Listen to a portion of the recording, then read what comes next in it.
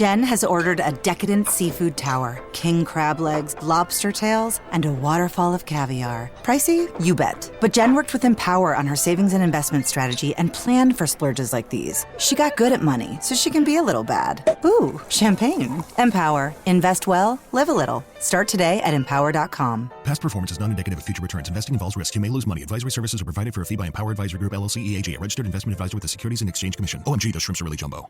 No hay nada en el mundo como un genuino y auténtico tren eléctrico monorraíl de 6 vagones. ¿Qué he dicho? ¡Monorraíl! ¿Cómo se llama? Monorraíl. ¡Eso es monorraíl!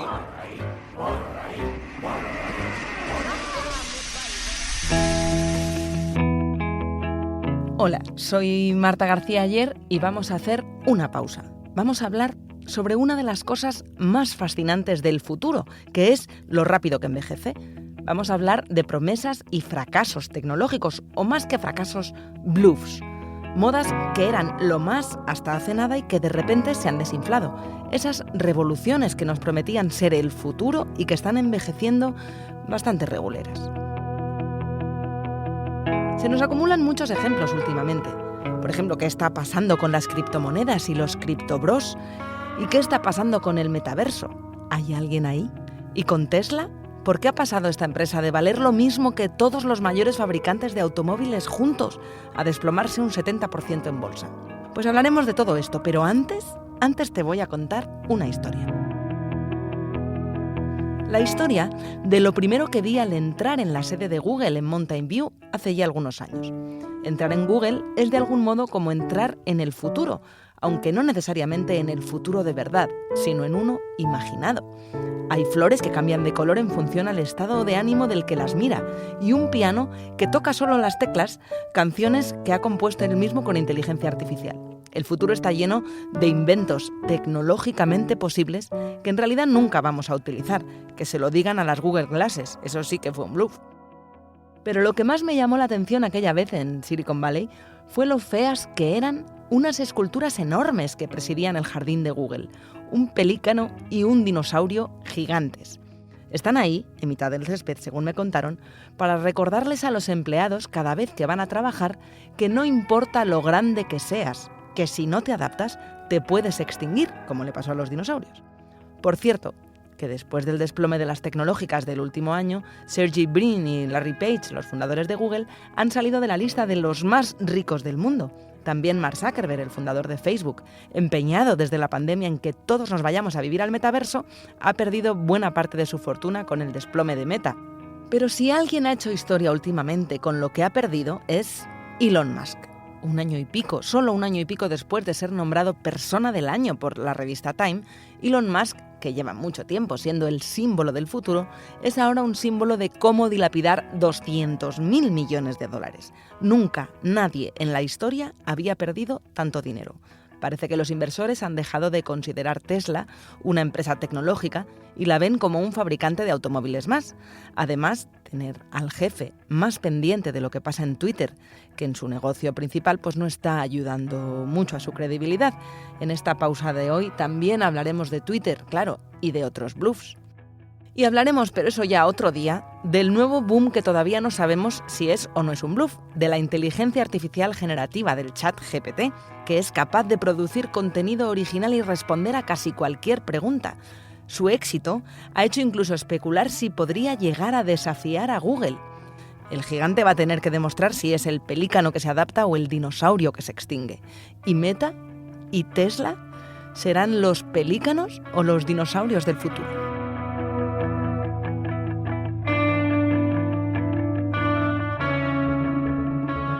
Atención, el futuro es de las máquinas y de los humanos que sepan controlarlas. Estamos a poco tiempo de abrir las puertas de metaverso. Y para hablar de esto están aquí Guille y Michael. Bienvenidos. Encantado, muchas gracias. Encantado, Marta. Guillermo Cid y Michael McLaughlin. McLaughlin, bien. Estaba Ha ido practicando bien. Michael McLaughlin, que es de Bilbao, claro, Sí. como su propio nombre indica. Como indica el nombre de los McLaughlin de toda la vida. De los McLaughlin de toda la vida, que son periodistas del Confidencial, expertos en tecnología, y vosotros habéis visto muchos de estos lanzamientos y los veis, ya que tenéis muchos años de experiencia en el sector, cada vez con más escepticismo. Este último año, el año pasado, en 2022, vimos desinflarse muchas burbujas tecnológicas y parece que este año van a seguir por ahí los tiros. No sé cuál es vuestra favorita. A mí me viene a la mente el metaverso, que oye, Cuenca ya está en el metaverso, pero no sé si eso es un indicio del éxito que ha tenido el mundo virtual de Meta, de Facebook. O más bien tenemos que fijarnos en que Facebook vale casi un 70% menos que hace un año, por mucho que esté también el mundo virtual de Benidorm preparado para que nadie lo use. La España vacía y el metaverso vacío. En el metaverso ya. El metaverso vaciado también. Yo creo que también es mi bluff favorito. Viene de finales del 2021, en realidad, cuando Facebook cambia toda la identidad. Pero ahí era el hype, ¿no? Era Estaba el en lo hype más alto. y todavía no había tantas dudas sobre la gestión de Mark Zuckerberg, que es ahora una especie de enemigo público número 1 de Internet. Hombre, pero hablaremos también de archienemigos de Internet. Ahí tenemos todos otro favorito, ¿no? Yo creo que ese ese es no el favorito. tiene pocas dudas. Sí. Elon Musk ahora mismo. Ahora mismo sí, la ha reemplazado como la persona más odiada de Internet. Pero sí que haya llegado hasta que ayuntamientos como Benidorm o Cuenca se hayan subido al carro sin saber para qué se puede utilizar. Es un poco la demostración palpable de que es una burbuja. Es inevitable para los que hace 10 años ya estábamos en esto acordarnos de Llamazares, del político, entonces Izquierda Unida, cuando fue uno de los primeros políticos en España que entró a hacer mítines en Second Life, creo que era para las elecciones de 2007. Vamos, me delato un poco, no, son más de 10 años, son más de 15. Por la cara con la que me estás mirando, Michael, sí, son más de 15. Tú de esto no te acuerdas. No, yo de eso exactamente, de Second Life sí me acuerdo y sí me acuerdo de haber hecho mis pinitos ahí en 2005. Y Habbo Hotel, que era otro sí, genial para que lo tanteábamos y tal, pero es que queda tan Pero fíjate, lejos. Second Life es un buen indicio de cuando todo lo que sonaba a futuro parecía que era inevitable que pasara. De poco después son las Google Glasses, que es otro mítico bluff, cuando lo que se tiene detrás, porque Second Life era una empresa pequeña de videojuegos y tal, pero claro, ¿cómo iba a fracasar algo que lanza Google en el momento álgido de Google? Que es un poco el razonamiento de cómo va a fracasar el metaverso si Facebook está invirtiendo tantos miles de millones de dólares en ello. Pero bueno, que es que Facebook necesite que el metaverso funcione no quiere decir que el mundo necesite el metaverso, ¿no? Ese era uno de los temas. Bueno, recuerdo cuando sacamos el tema este de no le llames metaverso, llámalo Internet, que bueno, Michael lo escribimos los dos y era justo eso. O sea, lo que hablábamos era de que todo el mundo se había cambiado lo de metaverso porque alguien le había dicho que eso se llamaba metaverso y en realidad había poca diferencia. O sea, lo que era un poco más era marketing y contarte un poquito más un nuevo, digamos, envoltorio, ¿no?, de regalo. ¿Pero qué es lo que veis que va a prosperar de esta tecnología? Porque lo de fracaso es una palabra muy grande. Una cosa es que no vaya a estar a la altura de o que haya que esperar más años para que se haga realidad en la vida cotidiana, pero hay muchas empresas que están lanzando este año, en 2023, y han avisado que van a lanzar pues nuevas gafas de realidad virtual y de realidad aumentada. Si se van abaratando, cada vez será más frecuente que lo tengamos en casa. O sea, entre el todo y el nada, entiendo que hay una gama de grises de para qué va a servir esto que llamamos todavía metaverso. Yo creo que aquí hay dos problemas. El primero, tú hablabas de Llamazares en el 2007. Que seguirá por ahí dando vueltas. Si volvemos hasta 1992, en la Expo de Sevilla ya había un stand que te estaban vendiendo la realidad virtual. El problema es que llevamos 30 años que cíclicamente aparece alguien que nos dice: tengo la idea definitiva para hacer funcionar Bueno, y esto. el cine, ahora 3D, está Avatar dándolo todo para el En 3D. nuestra casa nos han intentado colocar teles con gafas de realidad de 3 dimensiones. Ha sido constantemente alguien aparece que te dice: tengo la idea que esto lo va a hacer funcionar. Si has montado Facebook, te puedes creer que puedes volver a montar algo parecido como Facebook, aunque sea en el metaverso. Y el problema que hay ahora es que ha arrastrado, yo creo que una empresa que de las 4 mayores tecnológicas mundiales se haya metido a esto, hipoteque completamente su negocio a esto, arrastra a muchas otras personas que dicen, aquí tiene que haber algo que rebañar. ¿Que obviamente va a fallar todo? No, va a haber... ya se ha visto, ya hemos visto metaversos funcionando. Acuérdate, Guille, la fiebre que había con Pokémon GO. Eso, si lo pensamos, ya es un metaverso, es un lugar virtual en donde están interactuando una comunidad. Fortnite, Roblox, o sea, en los videojuegos los metaversos han demostrado que funcionan.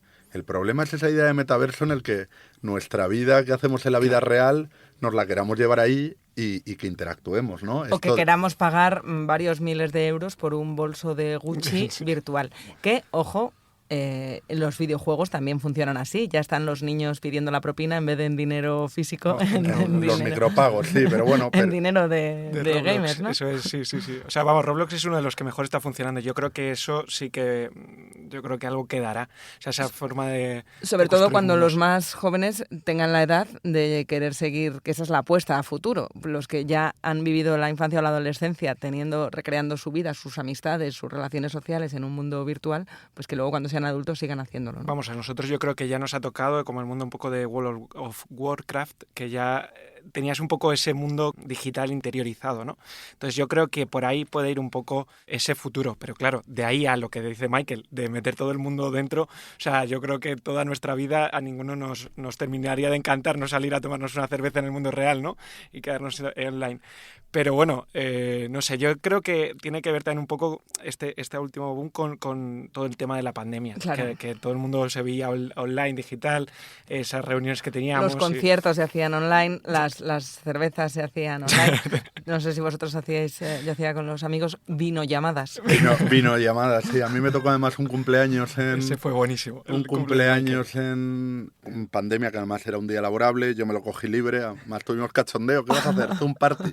Digo, pues sí, y empezamos a las 10 de la noche y a las 6 de la mañana terminamos aquella videollamada. O sea que pero porque no había alternativa, el metaverso no tenía que competir con el mundo real, con el roce real en un concierto donde sí que puedes estar con la gente. Zoom es otra de esas empresas que se revalorizó mucho y se ha ido desinflando como pelotón. Cada vez que había una buena noticia, era curioso, porque cada vez que había una buena noticia de vacunas y demás, veías como Pelotón, como Zoom caían en la curva bursátil, ¿no? Como se hundía su valoración. Pero lo que decía Guille está muy bien pensado, porque al final nosotros no hemos sido educados para estar aislados sensorialmente, es decir, somos personas de contacto.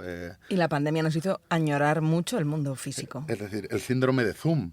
Todo el mundo acabó harto de las videollamadas. Es decir, incluso ahora te siguen convocando porque han cogido esas dinámicas de convocarte por videollamada. Y dices, no, por favor, no quiero una videollamada más en 5 años. También... El otro día hasta Ibai dijo que iba a hacer la entrevista a Luis Enrique en persona porque quedaba mejor. Ibai, que creció con eso. Claro, no, desde luego el mundo físico lo estamos reivindicando todos, pero también ha habido otras empresas que vivieron ese punto álgido de la vida online en el comercio electrónico. Estoy pensando en Amazon, que también es otra de las grandes empresas que está ahora haciendo despidos masivos porque el nivel de crecimiento, la velocidad de crecimiento que se había proyectado en la pandemia no se mantuvo en 2022 ni tiene pinta que se vaya a mantener en 2023 si lo sumamos a la automatización, y a lo mejor también podemos hablar de bluffs en robots. Que más seguro que en robots, en el caso de Amazon es el caso Alexa, ¿no? Que es curioso cómo la mayoría de despidos se han centrado en la división del asistente voz, que es algo que mucha gente tiene en casa porque se venden muy baratos los altavoces. Amazon quería colarlo en todas las casas, lo ha conseguido. El problema es que ahora no sabe sacarle dinero a que Guille diga, ok, Alexa, dime qué hora es. Amazon Music, la suscripción, el animarnos a la suscripción, al pago fijo de tenerlo como el altavoz principal de la casa de contenidos, era la apuesta, pero tiene que competir con Spotify, tiene que competir con muchas otras plataformas a las que ya con estamos Apple Music, que es lo de quien llega primero se lleva el pastel, pues tiene bastante de esto. Y yo creo que lo de Amazon demuestra que estamos entrando en una época que igual en la década que yo llevo haciendo periodismo tecnológico no la había vivido, que es estas empresas ya no tienen barra libre para gastar, que es algo que no había pasado, yo creo, a estas empresas nunca. Entonces, claro, estos delirios de voy a desarrollar un robot que recoja fresas, como pasaba con Google. ¿necesita realmente Google desarrollar un robot que recoja fresas para su negocio? No. Estoy deseando sacaros a Elon Musk y los robots que nos vende, pero todavía lo dejo para el final porque es que estoy aquí diciendo, no, Elon Musk lo dejamos para el final. Si te gusta Pausa y quieres estar al día, recuerda que puedes suscribirte al programa gratis en iVoox, Spotify o Apple Podcast y te avisarán cada vez que salga un nuevo episodio.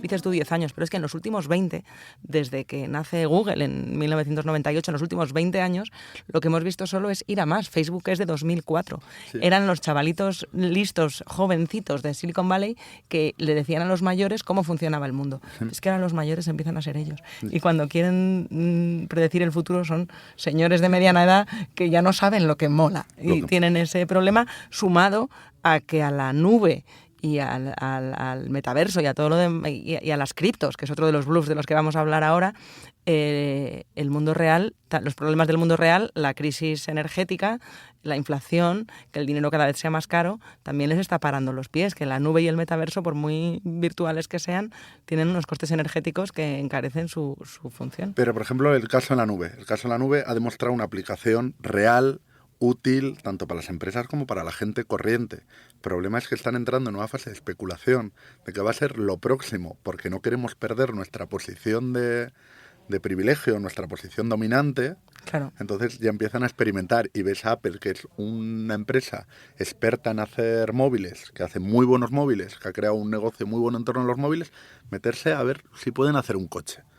Y dices, ¿qué va a aportar Apple cuando tienes a gente que lleva un siglo y pico haciendo coches? ¿Qué puede aportar? Bueno, ahí tengo yo mis dudas, Michael, porque una vez, a medida que los coches se van convirtiendo en objetos conectados, realmente tampoco la industria de los automóviles tiene muy claro cómo es el coche del futuro, porque no saben cómo rentabilizarlo. Esa idea de que ya no va tanto la rentabilidad del tener, sino el usar. El cómo rentabilizamos la cantidad de datos de los usuarios, iba a decir conductores, pero si se van conduciendo cada vez más de manera automática, bueno, pues eran habitantes o claro, pero yo inquilinos de los coches. Lo que ahí veo más sentido es matrimonios ocasionales, claro, ¿no? Que Google se asocie con Ford, que Apple se asocie con BMW, se me ocurre. Esas sinergias tienen más sentido. Están funcionando mejor, de hecho, los que lo han, los que lo han intentado. CarPlay, todo esto está funcionando bastante bien y se ha instaurado en la mayoría de marcas. O sea, que yo creo que eso funciona mucho mejor porque toda la industrialización que hay detrás de una fabricación de un coche es muy complicado. Bueno, lo vemos con Tesla, que es Elon Musk, el que está siempre por ahí.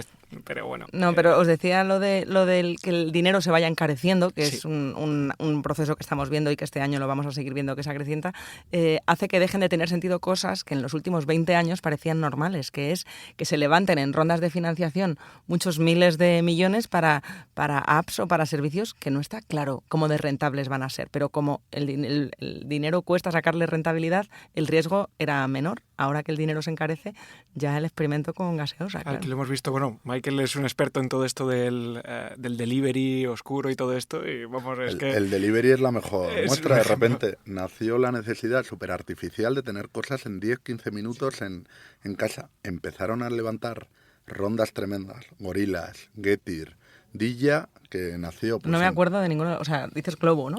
Eran como globos, pero especializados en llevarte la compra en 10 minutos o 15 a casa. La compra, no comida. Pero eso por si mientras estás cocinando te quedas sin sal, ¿no? Es que... y en vez de ir a preguntarle al vecino, lo pides. Según lo que decían ellos, era como que la compra en el futuro, nosotros íbamos a hacer una compra al mes de cosas más o menos fijas y que los frescos pues los íbamos a ir pidiendo en el momento que cocinásemos para cocinar.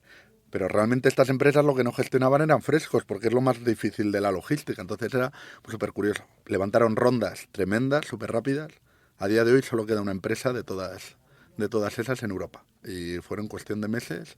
Nacieron en marzo de 2020, abril de 2020, y en verano de 2021 a alguna de ellas ya los inversores le decían que no les daban más dinero y tenían que venderse. Entonces, ¿cómo como súper curioso el tema. Y abrieron aquí un montón de almacenes, vamos, en Madrid tenían un montón y llamabas, y es verdad que llevan en 15 minutos, o sea, se centraron muchísimo en llegar en ese momento, pero es que la comida además era carísima y bueno, no se veía mucha promoción para promoción. ¿Y el bluff de las criptos creéis que es reversible? Ahora tener a Bitcoin en mínimos, Ethereum tampoco tira, ha habido más timos de los que soy capaz de recordar. ¿Esto qué pronóstico hacéis para el año nuevo? ¿Se estabilizará o terminará de desinflarse? Yo creo que todo el mercado financiero intentará como estabilizarse. O sea, el punto que creo que le vemos ahí al bluff de las cripto es que ¿qué hay detrás? O sea, como que todo se ha centrado bastante en especular, en jugar con los precios, en intentar vender, comprar, que también viene un poco del boom de Robinhood y de todas estas aplicaciones de inversión que todos con la pandemia nos hicimos como expertos en invertir. Teníamos dinero en casa, pues invertíamos. Entonces yo creo que esto empezó a caer.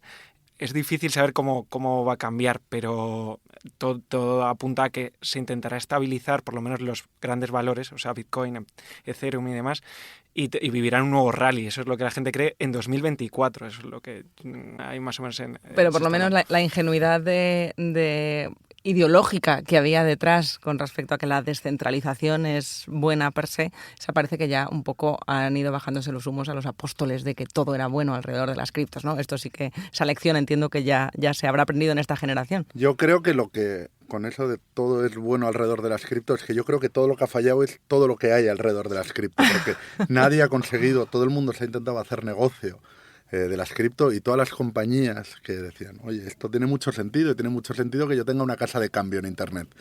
Entonces, la gente utilizaba como valor refugio o como especulación un dinero que metía ahí en Ethereum y digo, pues a ver lo que ocurre. A raíz de eso no puedes crear un ecosistema de empresas. Y luego esta situación ha dado pie a muchos personajes y el último es... Que no sabía si le gustaba la inversión o la fama efímera de Internet, ¿no? Los charlatanes, y luego el ejemplo máximo es el de Sam Bankman-Fried, banquero frito, que creo que es la síntesis perfecta de lo que le ha pasado a este hombre. Sam, how much money do you have left at this point?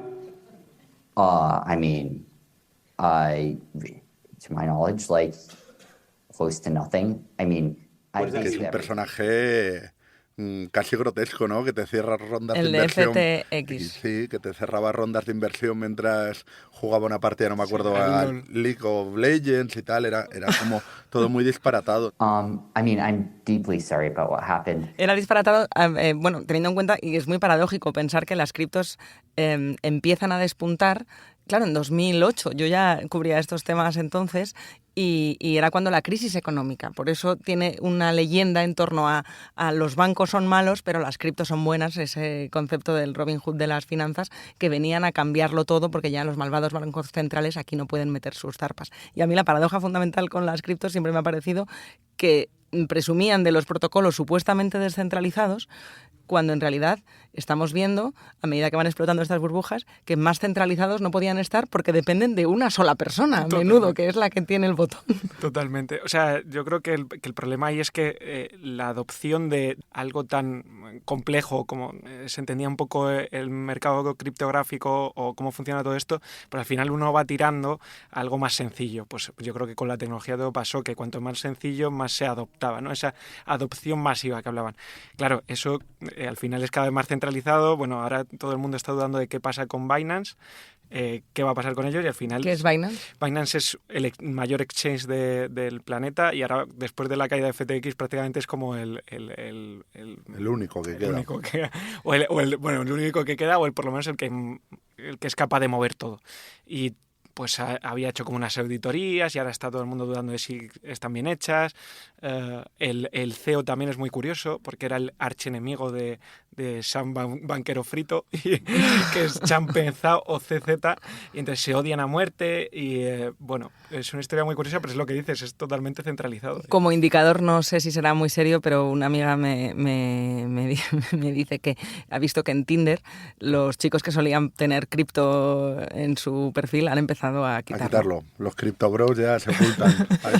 Yo creo que hay mucha gente que, los youtubers y todo esto, que hace un año invertían en cripto, habrán vuelto a los bienes raíces, a las casas y demás. El de cómprate un piso que eso no baja nunca de precio, ¿no? Es durísimo cómo hemos envejecido en un año. De repente ves a un chaval de 25 años que dice, os voy a enseñar cómo he remodelado mi piso para alquilárselo a unos chavales y ser un buen casero. Y es como... El futuro era esto, tú fíjate, para lo que hemos quedado.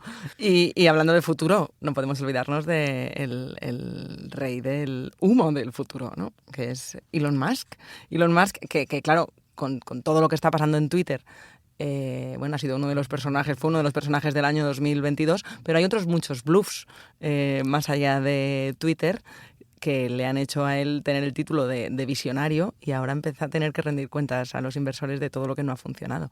Veo que te ríes, Michael. Yo me río mucho porque yo creo que durante muchos años a Elon Musk se le ha puesto como una especie de Leonardo da Vinci de Silicon Valley. El Iron Man. El Iron Man de Silicon Valley, y se le está empezando a caer un poco la careta. Es decir, tiene muchas cosas que ha hecho muy bien, pero hay que empezar a medir exactamente el alcance de sus logros. Es decir, se le ha creído una persona capaz de todo y con Twitter ha quedado demostrado que puede ser muy buen ingeniero, como ha demostrado en SpaceX o en Tesla, pero luego no es lo mismo conseguir que un cohete sea reutilizable una vez lo envíes a la Tierra, de vuelta. Cuando vuelva a la Tierra de vuelta, que consigamos pagar por una red social. Pero sobre todo porque siendo tan visionario en lo meramente tecnológico, en la parte ingenieril del asunto, las empresas que le han ido bien, las que mencionabas, son muy intensas en tecnología, pero el secreto de las redes sociales son las personas. Ya no dependen tanto del desarrollo tecnológico per se, como de cómo lo utilizamos, cómo nos relacionamos los humanos entre nosotros, y ese está siendo uno de sus puntos débiles. Pero me estaba acordando, uno de mis ejemplos favoritos es The Boring Company, que también es uno de los menos conocidos. Hay que explicarle a los oyentes de Pausa de qué estamos hablando. The Boring Company, que si lo traducimos erróneamente, podemos pensar que es la compañía aburrida, pero en absoluto van los tiros por ahí. Es la compañía que tiene dedicada a hacer túneles. Y esto surge relacionado con la idea de Hyperloop, ¿no? Del tren este que viajaba en cápsulas en vacío, que presentó hace, pues yo creo que a mediados, principios, 2012, 2013, yo creo que es cuando presenta el proyecto, y que ahora... Pero en 2017 ya estaba construyéndolo. Construyendo ya cosas, sí, ya estaba haciendo pistas de pruebas. Y la promesa era, en el futuro la gente se moverá por túneles subterráneos que lo desplazarán a una velocidad supersónica. And I think you can solve essentially any traffic problem in any city if you go 3D with tunnels, so multiple layers of tunnels going from, connecting the city. And you can also turn a lot of the streets into parks, because you won't need to have cars on the roads, you won't need parking. Y ahora nos hemos encontrado que la pista de pruebas que tenía en California, que era un túnel donde se han ensayado algunas veces, incluso se ha logrado algún récord de velocidad, se va a convertir en un parking para los empleados de SpaceX. Entonces es como... El futuro era esto. El futuro esto. Y esa idea de túneles la ha ido desarrollando, y está el caso de Las Vegas también, que él prometió un túnel automatizado lleno de Teslas, donde tú te ibas a subir en una parada en un Tesla y el Tesla automáticamente te iba a llevar al siguiente punto, etcétera, etcétera, y pues resulta que no eran automatizados. And we actually have an operational tunnel in Vegas right now. So, yeah, if you go to Vegas, go to Resorts World and you can hop in the tunnel and go to the convention center. Resulta que el trayecto que prometió hacer en 2 minutos, para ahorrarte una caminata de 20, yo no sé si pagar 50.000 millones por un túnel que nos ahorra una caminata de 20 minutos merece la pena. Para luego irte al gimnasio, ¿no? Para luego irte. Esto está en el centro de convención de Las Vegas, entonces te lleva de un hotel al centro de convención. No sé yo si necesitamos realmente... Es que Elon Musk ha inventado la M30, por así decirlo, en Las Vegas, ¿no? Me da la sensación, los túneles de la M30. Entonces son estas cosas que yo creo que dice, pues si he conseguido que un cohete me sirva para lanzarlo y volverlo a traer a la Tierra, ¿por qué no voy a conseguir solucionar los atascos con esta idea que... Bueno, que sobre el papel funciona muy bien, pero luego presenta problemas. Ya se ha olvidado casi, pero con los niños creo que era de Indonesia, ¿no? Que de Tailandia, que intentó construir pues también otro desarrollo como para meter por el túnel un robot y conseguir sacarlos de ahí, que todo el mundo empezó a decir que sí estaba loco, y él siguió, o sea, estaba seguro de que eso iba a funcionar hasta el nivel de llamar, creo que fue pedófilo a uno de los... Pederasta al jefe de equipo de rescatadores, y yo creo que es ahí, en ese punto es donde empezamos a ver esa doble personalidad que tenía Elon Musk, que ahora desde hace unos meses con la compra de Twitter ha quedado más que demostrada, que tiene una excentricidad que hay veces que yo pienso que es controlada por el tema de que estar en el foco. Bueno, con las criptos él jugó mucho con eso, para revalorizar bitcoins y para conseguir en beneficio propio mover el mercado, algo que la SEC nunca permitiría en un mercado regulado, pero como esto no lo estaba, sí podía inflar antes de vender sus propias criptos. La verdad es que también hay que agradecer que haya visionarios, aunque se equivoquen, gente como él que tenga una idea y invierta su dinero a lo loco, o el de quien se lo quiera prestar, para intentar cambiar el mundo. Luego se pueden dar un trastazo, pero oye, por lo menos gente que intenta cosas. Yo voy a ser un poco puñetero con lo de visionario, porque las ideas más exitosas de Elon Musk, la idea base no ha sido suya, es decir... Tesla no era suyo. Tesla no era suyo. El tren al vacío de Hyperloop es algo que ya se formuló a principios del siglo pasado. El tema de cohetes reutilizables es algo que se habló en la carrera espacial a mediados del pasado siglo. Entonces, es muy bueno buscando la solución para ir desde el punto A al punto B, me da la sensación. Entonces, pero cuando no tiene punto de partida es cuando se pierde, y es lo que creo que está quedando demostrado con Twitter, que... También recabando dinero para hacer esas ideas un poco realidad, o hacerlas, esa gestión se ve que lo controla, pero es verdad que en Twitter es como que está empezando de cero y no sabe muy bien hacia dónde ir. Tuve ocasión de entrevistar una vez a Martin Eberhard, que no es en absoluto un nombre conocido, de hecho he tenido que buscarlo porque no me acordaba de cómo se llamaba, el cofundador del Tesla. Él sí inventó Tesla y era un señor vegano, californiano, típico que te lo puedes imaginar, de soñador, hippie ya mayor, que odia profundamente a Elon Musk porque entiende que es el señor que les estafó y que estaba estafando al mundo con la promesa del coche autónomo, cuando en realidad Tesla, lo verdaderamente innovador, sostenía Eberhard, era el coche no contaminante, que era el espíritu de la empresa, y que es verdad que en eso sí que ha prosperado mucho más. Él me dijo que nunca se montaría en un coche autónomo o semiautónomo, en autonomía 4, creo que es el nivel que tienen ahora de Tesla, porque igual que un teléfono se puede estropear al reiniciarse, él no quiere ir en una máquina que le pueda hacer lo mismo. Los coches autónomos también es una especie, no sé si puede llegar a ser bluff, pero que le está costando muchísimo asegurarse, ¿no? Por ejemplo, Google creo que lo intentó, tenía como proyectos en Phoenix y demás, sí. Y es que es muy complicado. En defensa del coche autónomo diré que a lo mejor el problema no está en el coche autónomo, sino en tal y como están trazadas las ciudades. Es su aplicación en el mundo real, que muchas veces es el inconveniente con el que se encuentra la tecnología. El entorno, no la tecnología. Que le pasó también a las Google Glasses. Ahora que empiezan a salir, Ray-Ban está comercializando ahora gafas que recuerdan a aquellas, pero no solo algo porque sea tecnológicamente posible lo convierte en deseable. Y claro, sacaron las Google Glasses antes de que casi Instagram fuera algo. Ni siquiera le hacíamos fotos a la comida en los restaurantes. ¿Para qué queríamos las Google Glasses? Es que era un concepto muy complicado, ¿no? Se adelantó a su tiempo. Y además mencionabas las de las Ray-Ban, que las han hecho con Meta en conjunto. Las de las Ray-Ban, yo las he probado aquí en el Confi. O sea, te las puedes poner. Las Google Glass no te las podías poner en tu día. Claro, se les olvidó el componente estético, la moda, otra vez la aplicación al mundo real, el cómo de vergüenza, cómo de friki vas a parecer, si vas a parecer un adelantado a tu tiempo o un pintamonas, claro. Efectivamente.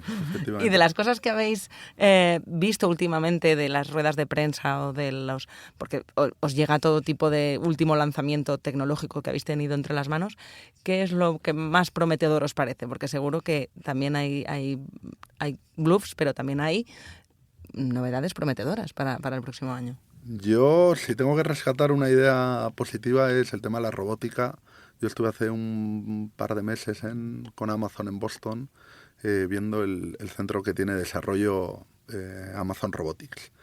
Y ahí yo me quedo con una frase que me dijeron una de las ingenieras, que es, nosotros no los vemos como humanos, los vemos como animales de compañía.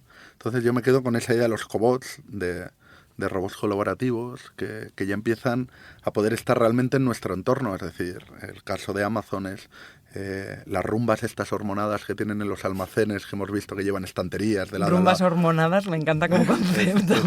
A mí me gustó mucho. Yo lo veía y digo, esto es una rumba, pero venida más.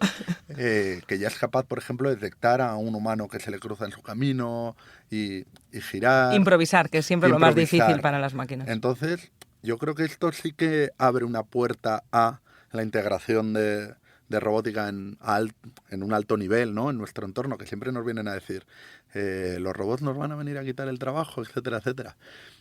Y igual nos vienen a que nos dediquemos a otras cosas en el trabajo. Es decir, Amazon no puede seguir creciendo la plantilla eternamente si quiere abrir más almacenes, si quiere llegar a todos lados, si quiere mantener su promesa de entregas en el mismo día o en 24 horas. Y eso no es compatible con tener a personas andando 20 kilómetros, 24 kilómetros cada día en su turno.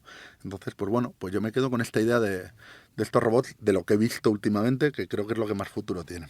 Yo, fíjate, pues siguiendo un poco con esa idea de que te vaya a ayudar, yo creo que todo lo que ha aparecido, sobre todo en las últimas semanas, pero bueno, que ya lleva tiempo de ChatGPT, de todas estas inteligencias artificiales, yo creo que hay una idea detrás de que estas inteligencias puedan llegar a ayudarte en tu día a día, más que sustituirte, que puedas llegar a escribir cosas más rápidas, a copiar, dilo abiertamente, no, Guille, al que tienes que presentar un trabajo en la facultad o tienes que presentar un informe a tu jefe y le puedes pedir a este chat de inteligencia artificial que te lo escriba, vamos, directamente. Eso es. Creo que pues el trabajo tiene que cambiar bastante, o sea, creo que podemos reducir bastante nuestros tiempos que dedicamos a algunos... no trabajar.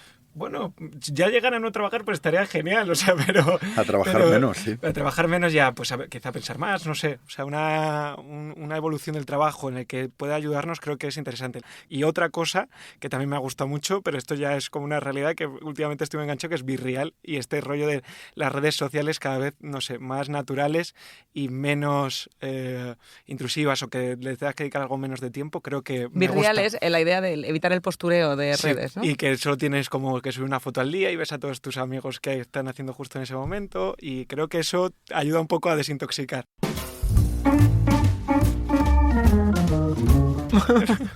Muchísimas gracias a los dos por este repaso que le hemos dado al sector. Muchas gracias. Muchas gracias. Un placer. Súper ameno y creo que interesante.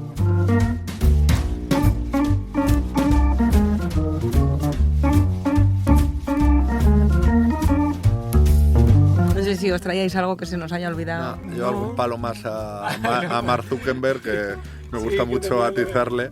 A mí me parece que es... Sí. Lo que pasa es que ahora con Elon Musk él se ha callado un poco, pero... Es que le ha quitado el protagonismo. Sí. Además es que eso es lo que decías tú, de que eran los jóvenes y entonces ahora se cree... Es que ahora los chavales... Pausa, el podcast del Confidencial dirigido y presentado por Marta García Ayer, con la realización y el diseño sonoro de Ana Schultz y la coordinación de Antonio Martín.